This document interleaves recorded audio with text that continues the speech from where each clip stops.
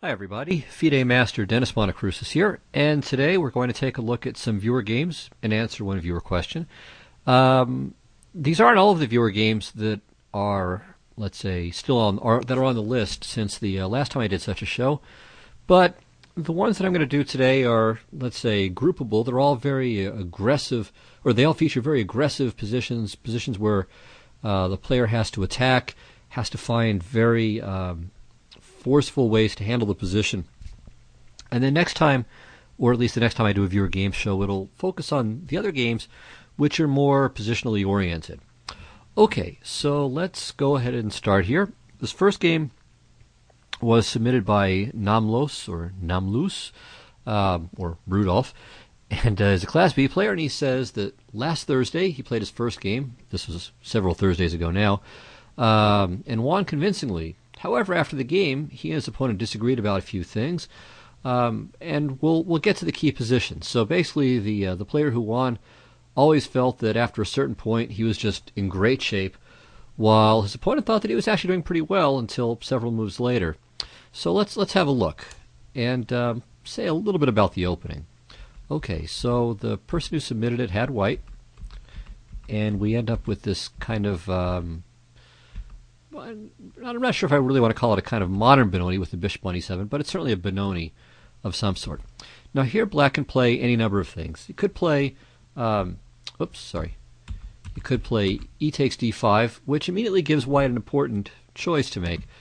C takes d5 would then bring it into playing very much like a modern Benoni, but white can also play e takes d5, especially because this bishop on c8 is dominated at the moment. It's really restricted. It can't go to f5. It can't go to g4.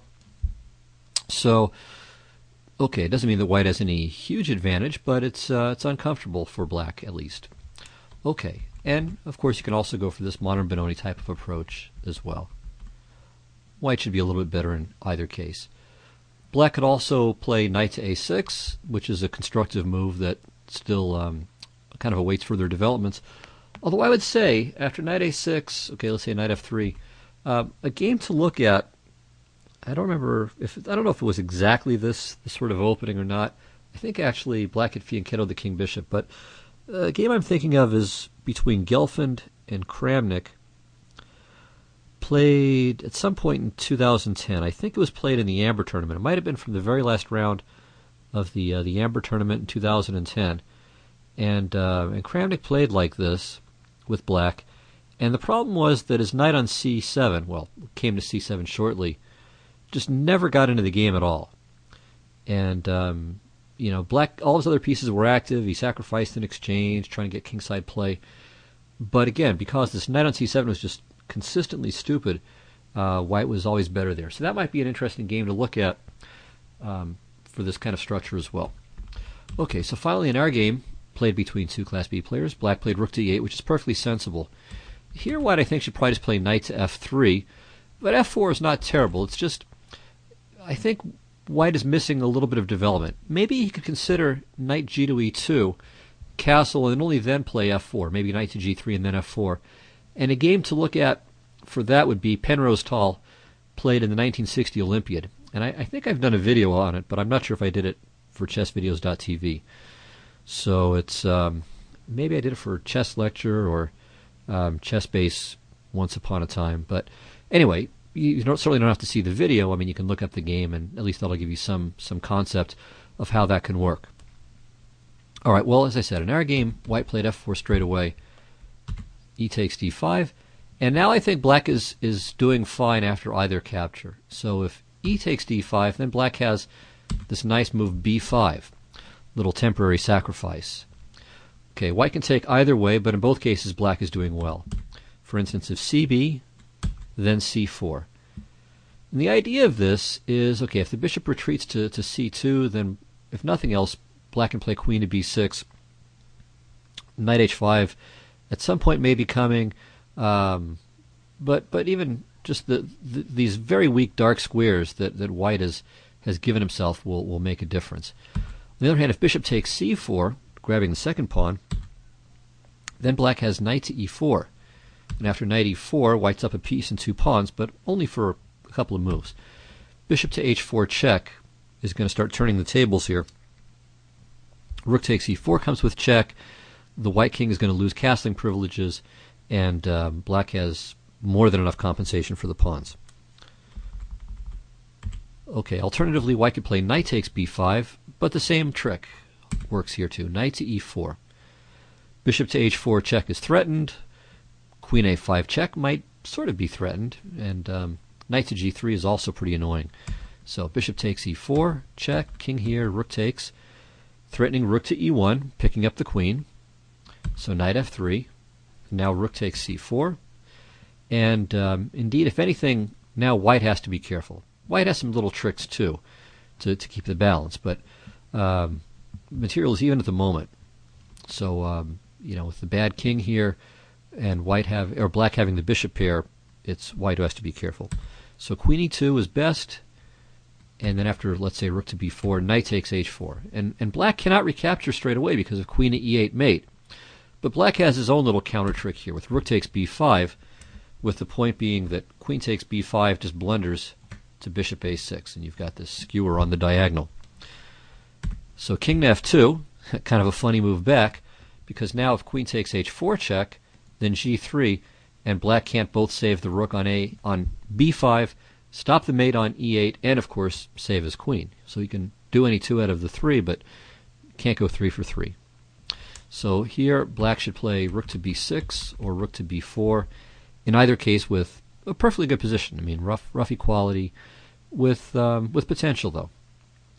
Okay, so that's what could happen on e takes d5. In the game we had c takes d5, and here too this c4 b5 idea was very good. And again, if knight takes b5, I think knight takes e4 should work again. Bishop takes e4, bishop h4 check, etc., and then rook takes e4. Okay, so white played knight f3, which is good, preparing to castle. And here black has several reasonable moves, well, at least 2 or 3 pretty decent moves. In the game he chose knight b to d7. Could also play b4. And it's often useful to throw this in right away. I mean, black is generally playing for the queenside majority in this kind of pseudo-modern Benoni type of position. And also, white wants to play e5, and sometimes this knight will then get to e4 afterward. Let's say fe, the knight moves the knight to e4. Or sometimes this pawn goes to d6 and the knight goes to d5. So by kicking it with b4 straight away, we at least stop that. Okay, knight e2 makes sense. Queen a5, threatening b3 check, castles, bishop to d8. So this both helps to fight against e5, and because now, well, there's more pressure on the e file, threatening knight takes e4. If e5, black can take on d5. Probably, well, I'm not sure if he wants to take on e5 first with the pawn, but anyway, his knight can take on d5. And also the bishop plans to either go to c7 or b6. Okay, so white can play something like knight to g3 here, building up and protecting the e4 pawn. Knight b to d7, king h1 to get out of the way of checks. And this is, I think, just a very unclear, complicated position. I'd probably prefer to have white here, but that may just be a preference for attack, and I'm not sure if it holds up. I mean, it is very murky. Okay, so that was b4. Another idea that's reasonable is queen to b6 to prevent castling. So white should play knight to d4 to make it possible. b4, knight a4, queen a5, castles, and here black can play either bishop to d7, kicking the knight again, or bishop to d8 to reroute the bishop to b6, and also again to give the e file more cover. So hitting the e4 pawn and putting a second defender to fight against the e5 pawn advance. So black is okay there as well. All right, in the game, knight b to d7 was chosen, which is okay, but I'm not sure. I mean, it's a move that black would like to get in, no question about it, but it's not maybe the most important thing to do here. And also, it may underdefend this square. So knight to d4 not only looks at f5, which is no longer covered thanks to the bishop, but even more juicily the c6 square. Okay, a3 is possible here just to stop b4, but castles is also playable, and that's what happened. Here I think black should play b4, but he played knight to c5, e5. And I think white is a little bit better here. No question. Okay, knight h5 may not be the best move for the knight either. I mean, I would probably consider this slightly dubious as well. And here I think white should just play knight to d4. So again, aiming at that gorgeous square on c6, where black is going to be in danger of just suffocating. So knight to g5, and this is not a bad move either. This is also quite strong. Okay, g6, and here white played queen f3, which is a natural build-up move. It really helps to dissuade black from playing d takes e5, because not only does fe5 open up the business end of the f file, but white also has d6 possibilities, hitting the rook on a8 as well as the bishop on e7. So this certainly helps to kill any d takes e5 stuff. Nevertheless, it may have been better to play knight takes f7, and on king f7, f5, and black is in danger of just having the full fury of practically the entire white army bearing down on him, on the king. So maybe the best is king to g7, and then after e6, I mean, this pawn wedge, this d5, e6 pawn wedge, kind of cuts black's position in two. I mean, the pawn here on e6 prevents black from using the d7 square, so the knight can't go there to help out on the king side or to jump to e5. It stops the black bishop from helping, the black light square bishop from helping, and that in turn keeps the rook on c8, or sorry, on a8 bottled up. So white stands very well here. Maybe it's not a winning position yet for white, but certainly pretty good. And funny enough, white can even just trade queens, and even this position is quite good for white. Has 3 pawns for the piece, and there are ideas like bishop e3, bishop d4 check in the near future as well. The rook comes to f1, maybe jumps to f7. So all kinds of promising possibilities for white here. Okay, in the game white played queen f3, and then black made another mistake with bishop to b7. Probably something like knight to g7 was much better. Fighting against white's f5 plans as much as possible, and also getting the knight just from this loose location, just getting it out of the way. After bishop to b7, here, okay, knight takes h7 was all right, but knight takes f7 was just a crusher this time around, even better than the last move. King f7, f5, king g8, f takes g6, threatening queen f7 check and queen h7 mate. And if rook f8, just queen takes h5. So knight to g7 is the only sensible move here. Check. Okay, bishop to h6, threatens mate. And black is just really, he's busted. Busted and disgusted in this position. If, for example, rook to g8, well, g takes h7, and the bishop on c2 protects the pawn. So black is just completely lost, and really is already completely lost after knight takes f7. So knight h7, despite its showiness, is not the best. It's attractive, but really kind of lets black. Well, black is not off the hook. I mean, he's still in trouble, but it's much better compared to what it is after knight takes f7. Now here black played b4 and just got rolled after f5. So the rest of the game is a massacre, and you can replay it. Well, I'll go through it really quickly, but I mean you can find the rest of the score in the Ask or Show Dennis Your Games thread. But I'll quickly show you the remaining moves here. So fg, threatening queen f7, and there it comes. Okay, and here white is up 2 pawns with great attack. Knight to g5 is threatened, rook to f7 is threatened, queen h5 is threatened. I mean, it's just too much. Threatening queen h7 mate, threatening knight f7 mate. Now queen h6 mate is threatened. Still threatened. Okay, so now the queen on b6 covers h6, but rook f6 takes care of that. Okay, this gives the king a flight square, but of course without a queen it's not going to help much. And here black resigned.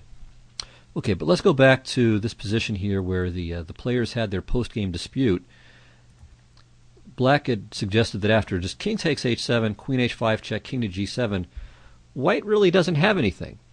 Okay, well, white's up a pawn, but the lines are kind of closed for the moment, and maybe the white center is going to fall apart. I mean, after the queen retreats, you might think that black could play something like b4, for instance. But it does look like white has some advantage. Not a crushing advantage, but some. After queen f3, knight to d3 is a pretty good move, trying to close up shop on the bishop on c2.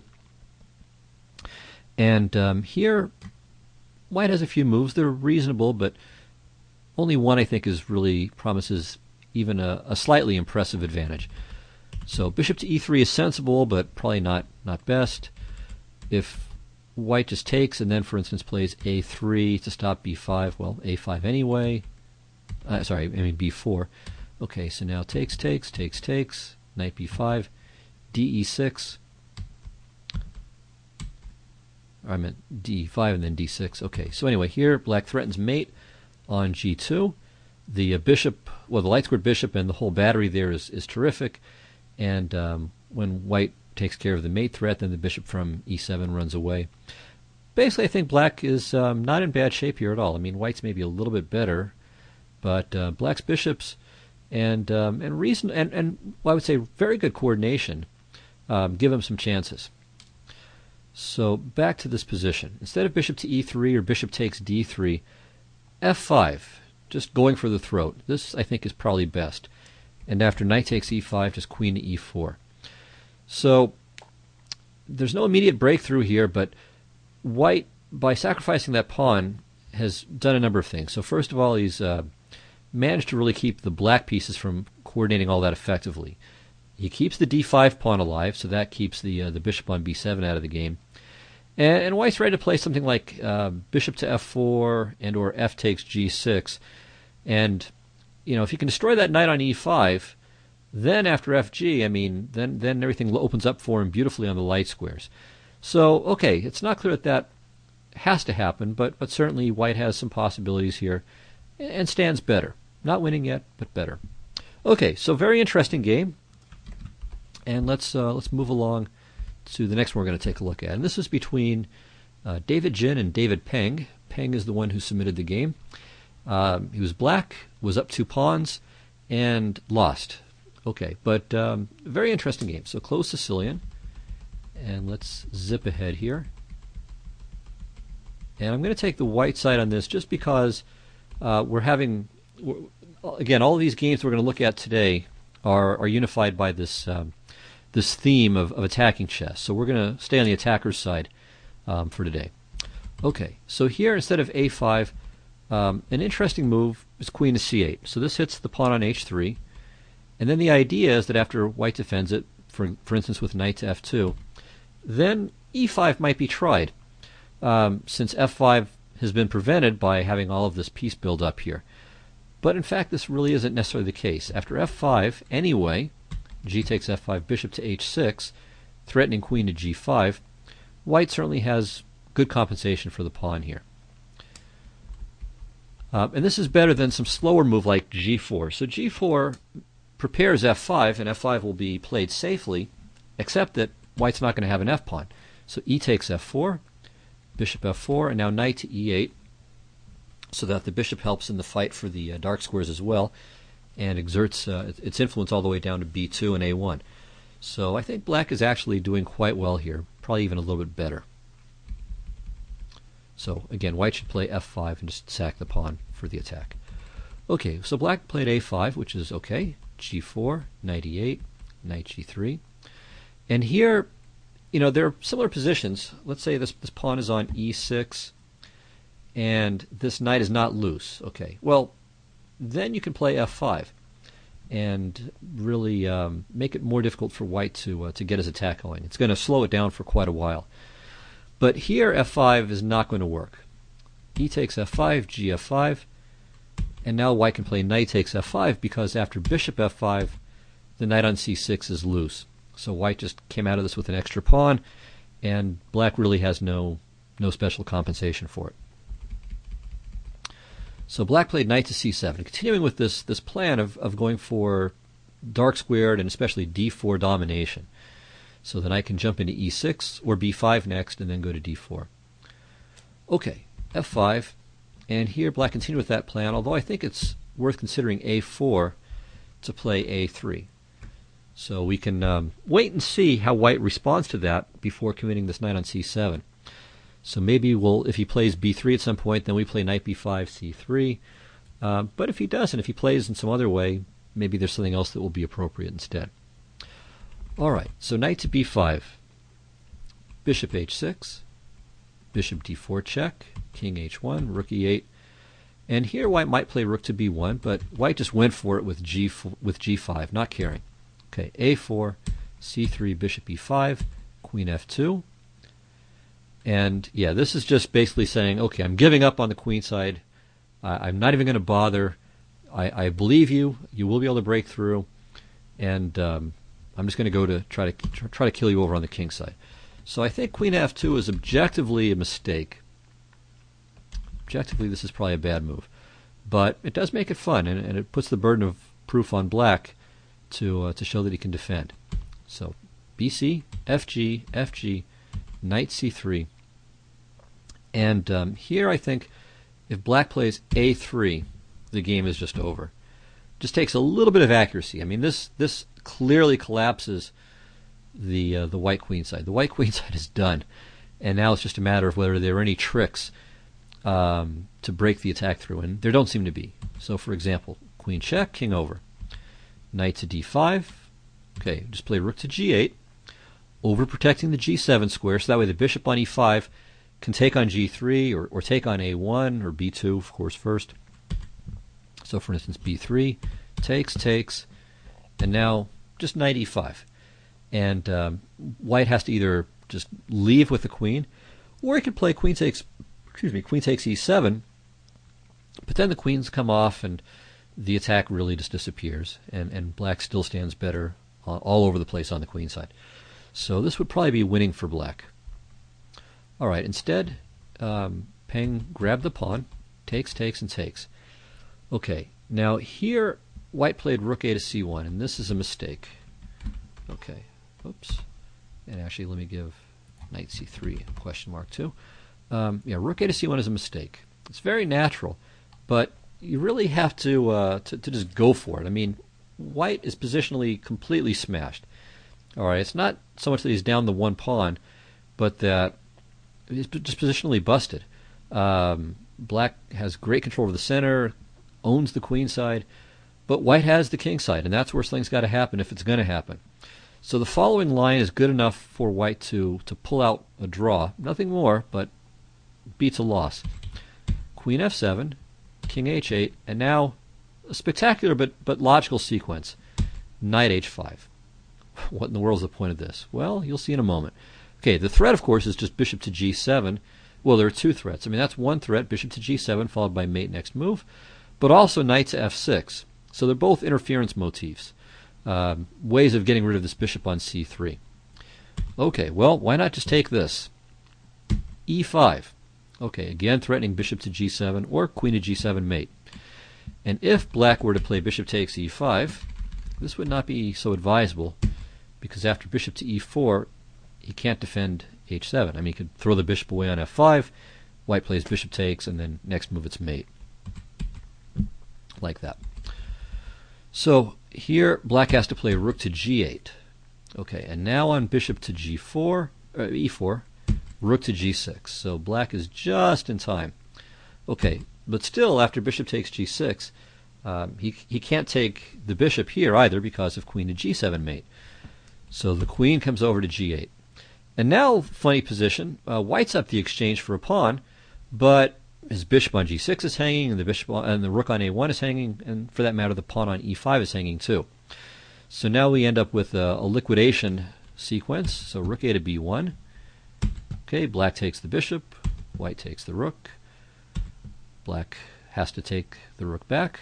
Takes, rook f8 check, king h7. Okay, and now if rook takes b8, probably black might be slightly better here. So it's more accurate to either just go for the perpetual right away with rook f7, rook f8, or play e takes d6. Now, if e takes d6, well then rook takes b8, or rook f7, f8 again. And on knight c6, again, we always have perpetual whenever we want it. Like that. Or white can try rook takes e7, but this is dangerous. After bishop takes h3, I think only black can win this. Because it's very difficult for the bishop on h6 to come back into the game. And if you just sort of ignore that bishop, white's way down in material. Black's going to have two bishops and a pawn for the rook. White's queenside pawns could be vulnerable. So I think, white is still probably okay here, but white's going to have to scrap a little bit to get the draw. It's not. Black will be very happy for the game to continue here. So that's what should have happened. Queen f7 and then knight h5. Instead, rook a to c1 was played, and now, okay, everything's okay. Bishop went back, and yeah, white found nothing better than h4 going for h5, but it's really too slow. So now, again, g7 is sufficiently protected, so the bishop on e5 now threatens to take the knight on g3, so the knight runs away. Queen e8, that sends the queen packing as well. And after bishop to e6, black is just up a pawn with a great position. So he of course, has to keep a close eye on what's happening on the king side, but everything else is not only in his favor, but way in his favor. All right, white played knight to c3, and here I think black makes a bad move. It's not a losing move. He's still winning after this, but it's still, I think, a very poor move. Bishop takes c3. It's not just that the bishop is better than the knight, but it's that, black is vulnerable, not too many places, but the squares like g7, that's one of the places where he is vulnerable. So we don't want to just give up our best defender of the dark squares. That's really cooperative.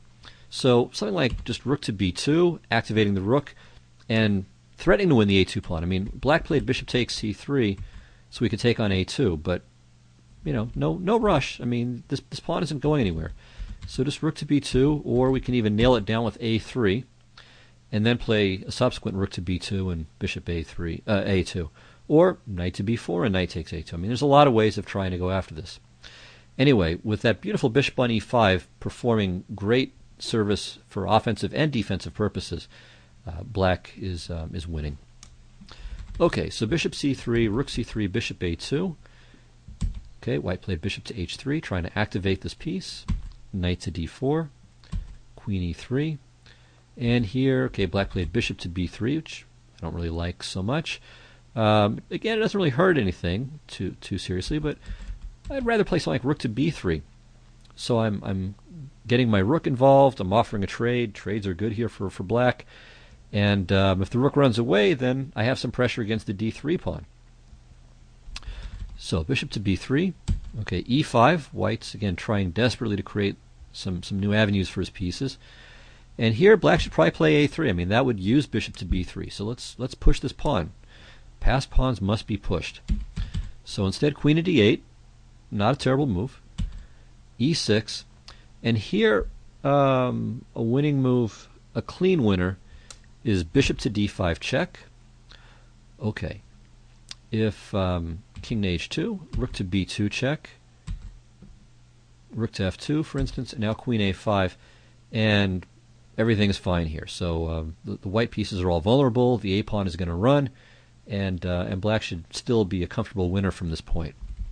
Okay. Instead, a3 was played, and this is a blunder. Now, after white's very nice rook takes c5, all of a sudden black has to be really careful. Okay, the threat is just to play queen takes d4, mating. Okay, wouldn't we like to have that dark squared bishop back again now? And if d takes c5, then queen to e5 check is a killer. Just mate in two. So what is black to do here? Well, he finds the best move, rook to b4, protecting the knight. But now another nasty shot, especially if time pressure was a factor here. Rook to c4. So this is a cute interference motif. If bishop takes c4, of course, this is, again, just losing on the spot to queen takes d4 with mate next move. Okay, well, how about rook takes c4? Well, this is the move that was played, but now the game is equal, so white is no longer worse here. There's only one move to keep a winning advantage, or any advantage for that matter, and that's queen to b6. So everything is still covered at this point, and black should probably still win now. Well, after rook c4, dc4, the problem here is that white's still only down one pawn, and the two pieces are hanging. So the d4 knight It's hanging in. If it runs away, the bishop on b3 will be loose. So queen b6 is forced. Okay, and now queen to f2. Actually, this was a mistake as well. But it's a very dangerous mistake. So this has a nasty threat, and black missed it. Okay, so what black should have done here is bishop takes c4, attacking the rook. And on queen to f8, which threatens both queen takes g8, check followed by rook to f8 mate, and the simple bishop to g7 mate. Well, after this, black has to play very carefully. But he can win now with bishop to d5 check. Okay, if king h2, then queen to b2 check. And all right, if rook to f2, then we can take the queen because the rook is pinned. If the queen retreats, well, we're happy. We just trade queens. Or, well, that's certainly good enough. And if the king moves, then wherever the king moves, we can make a check on the f file, which will block the f file, and then we can take the queen next move. So in other words, if king to g3, for example, knight f5 check. And okay, if bishop takes f5, we just take the queen. We're winning because there's no rook f8 mate. And if rook takes f5, well, in this case, we can just play g takes f5 because with the queen on b2, there's no bishop to g7. So we win in that way as well. Okay, so king h2 doesn't work. If bishop to g2, well, takes, and knight f5. Similar ideas. This covers the g7 square, blocks the f file, and after rook f5, queen b2. So again, g7 is covered. So if king to g3, we can just take the rook. And on rook f2, rook takes f8. Okay, now if rook b2, a b2, black queens. So white has one last trick here with bishop takes f8.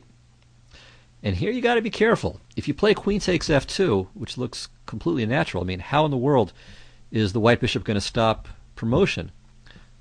Well, bishop takes e7 is really, really, really bad news. Because after a1 queen, bishop to f6 check regains it, and the resulting king and pawn ending is completely winning for white, despite that he's a pawn down. So, from here, the right move is queen to b7 check. Okay, king h2, king g8, and now that threat is stopped, we can play queen to b2, and then the a pawn will promote. So that's how black could have won. It would have required some real accuracy, and by this point, I mean, again, probably with time trouble, and you're exhausted from calculating all these variations, and have dealt with some shocks like the rook takes c5, rook c4 tricks a couple of moves ago. So here, black played queen to c5, didn't see the threat in time, and after queen to f8, there's just nothing to be done anymore. Again, the two mate threats, queen takes g8 followed by rook f8, and bishop to g7, and you can't stop both of them. So knight f5 was black's choice in the game, rook takes f5, and then bishop to g7 mate. So very interesting game. And it shows. I mean, in a way, it's easier to be the attacker. So what black was winning for a long time, but the attack was never really fully put out. I mean, white always had some chances, and finally black messed it up, and that was the end. Okay, the next game has some similarities. So this is a King's Indian attack. This is between Robert Monokroussos and Efrain Marquina Lozano. So Monokroussos, who had white in his game, writes and says this is a recent loss of his. He started to do a video of the game and then realized that he didn't understand enough of what happened to make a useful presentation. So he says, in retrospect, it's easy to see that 17g4 was the quote-unquote losing move. Actually, we'll see about that. So he says, I never got the time to follow up with queen g3 and h4, and the hole on g3 eventually allowed his queen to invade. But did I go wrong earlier? Should I have pursued another plan like expanding the center with d4 because he was showing no sign of wanting to play d5? That is no e6. Okay, well, we'll get there. Again, I'm going to focus really more on the attack than on alternative plans. So, okay, I mean, yeah, you could play d4 here, or rook to e1. I mean, these are both okay, or a4 is kind of a standard move here as well. But, yeah, I just want to get to the attacking portion. I think this is more interesting. But as far as the theoretical aspect goes, yeah, a d4 plan is not a bad choice either. Okay, so we'll zip ahead to this point, and here's where he criticized g4, but I think wrongly. I think g4 is perfectly fine. Okay, b4, and now here we have the position that I'm gonna focus on. And I think white has a lot of different possibilities. Okay, so just like the last game, black is trying to just crack open the long diagonal for his bishop and the b file for the rook. And in general, black wants to open up lines on the queen side. I mean, that's where he's got more space. That's the way the pawn structure is aiming. I mean, is really for this dark squared play on the diagonal, and his pieces are pointing on the queen side. So that's his plan. White's got to make something happen on the king side, while of course doing what he can to slow black down on the queen side. So along those lines, one possible move here. Well, actually, before I say, I mean, you might want to take kind of a mental list of candidate moves and try to work through them yourself. So the following is not exhaustive, but it's an attempt to at least illustrate some of the possibilities in the position. Okay, so let's start. So one move which I'm not going to say anything more about beyond giving the move and explaining its purpose a little bit is c4. So the drawback of this move is obvious. It's giving up the d4 square forever and ever. But the plus is that it keeps the rest of the long diagonal closed, and it's keeping the b file closed. So yeah, the d4 square is all well and good, but it's not magic. It doesn't just win the game all by itself. So this is not a bad move. It just stabilizes everything else everywhere, while white tries to then get on with his kingside play. So maybe black can go for, try something like a5-4-3, or maybe try to make some kind of break in the center with e6 and d5, perhaps. Okay, that would be one idea, c4. Okay, another move that makes sense is to play queen and g3 to protect the g pawn, and then to play h4. A possible drawback to this plan, though, is bc, bc. And now, for instance, okay, rook to b6, h4 is what white had in mind, but if black plays c4, then his center starts to collapse a bit, or maybe more than a bit. So this could be a little bit of trouble. White should probably play something like knight to e1 so he can maintain that pawn on e4. And after ceding knight to d3, black should be a little bit better. And again, then the pawn on c3 is kind of a target, and the b file is open, and black is in business. But we're making an assumption here that we have to defend the pawn on g4. Why don't we just go for it? h4, forward, open lines. For instance, bc, bc, and now, okay, if g takes h4, queen h4, certainly white's in great shape here. It's ready to play bishop takes h6, maybe g5. Life is good. White's clearly better here. So let's say knight takes g4 instead. Well, white could even play queen and g3 here, just jettisoning the c-pawn, counterattacking the knight, and prepare to sacrifice the exchange just to get all the pieces flooding on the king side. But he could also play more calmly with h takes g5.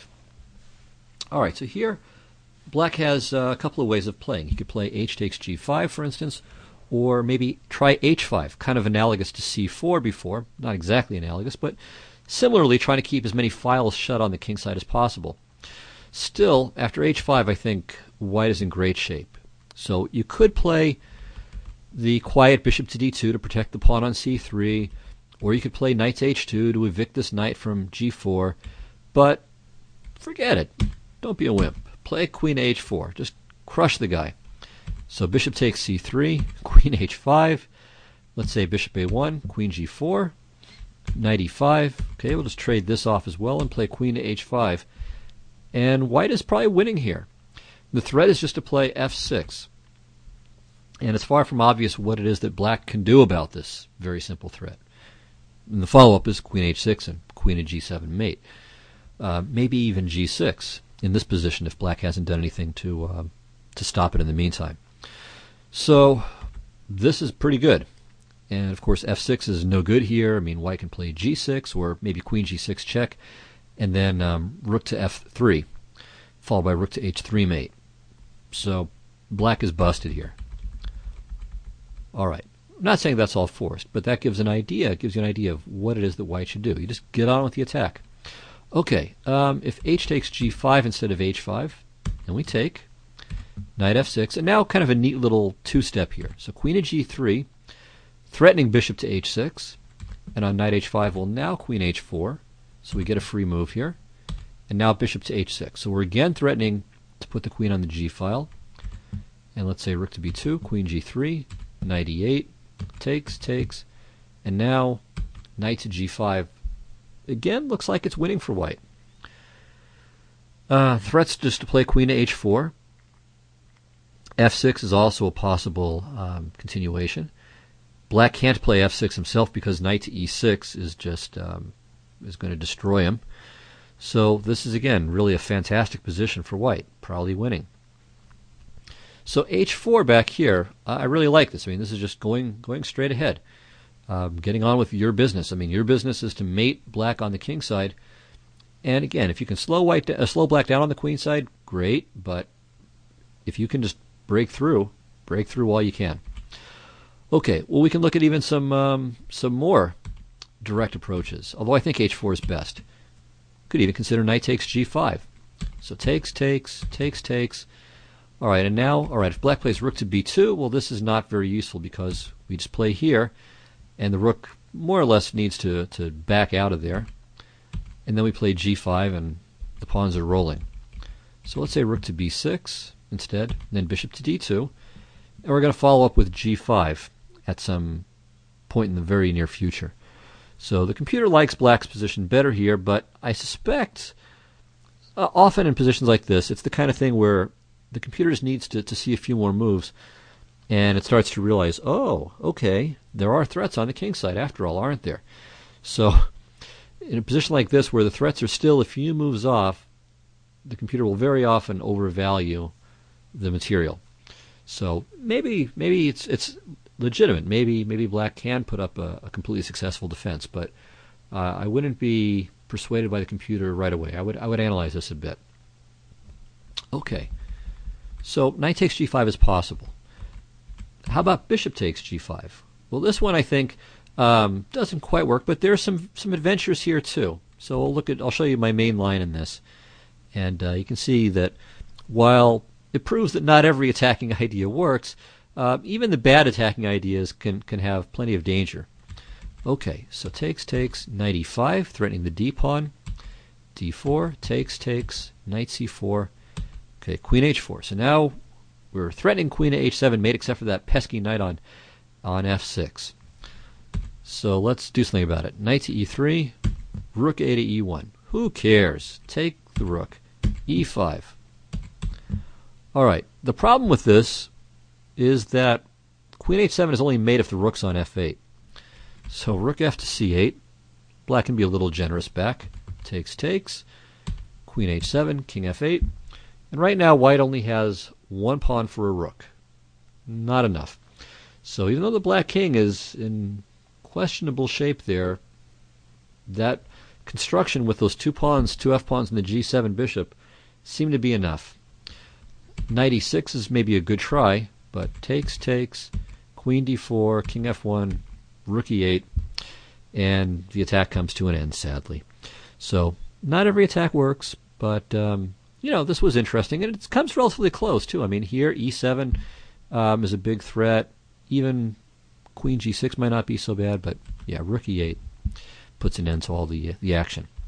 All right, finally there's the move in the game, bishop to d2, which I kind of don't like. It doesn't really help our own attack. The c pawn wasn't threatened, and we're not really going to contest the b file anyway. So yeah, I don't really like this so much. I think h4 was just definitely the way to go. Okay, bc. And here too, I think I like bc better than bishop c3. I don't want to give up this d4 square if I don't have to. Although I'm not sure that bishop takes c3 is objectively that bad, but it looks wrong to me. Maybe wrongly. Maybe having that b2 pawn anchored for longer is really, in fact, a very good idea. So I'm not positive. My at least first instinct is to play b takes c3, but the more I think about it, I'm almost sold on bishop takes c3 being okay, but it still feels wrong. Okay, anyway, after bc, rook to b2, we can play h4 and again get on with it.